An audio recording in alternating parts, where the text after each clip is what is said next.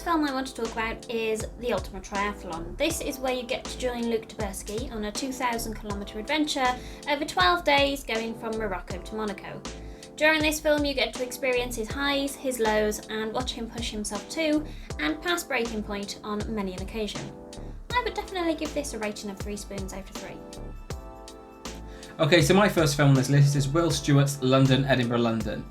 Now, London, Edinburgh, London is arguably the UK's hardest cycling event.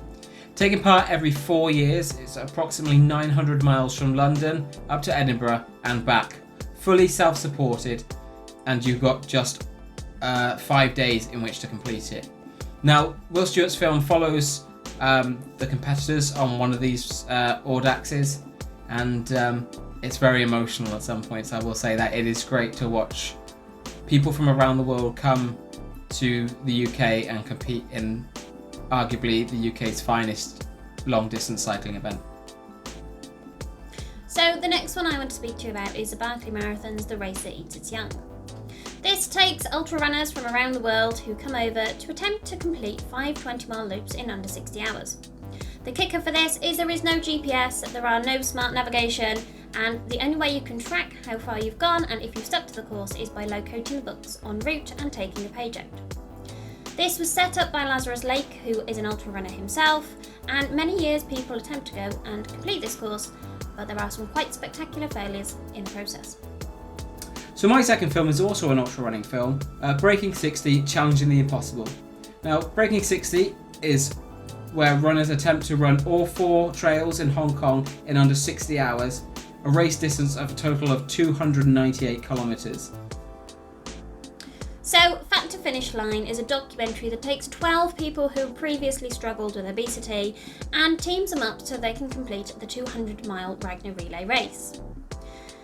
This documentary shows the ups and downs and the bonds that are formed, so these once strangers have started to form all these relationships to help them on their way through losing weight and getting fitter through running.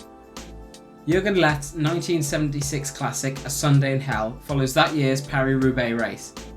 Not only does he follow the riders on their grueling course, it starts off with all the mechanics beforehand and all the things that go around making the race. That's why this film is an instant classic and a big hit among all cycling fans.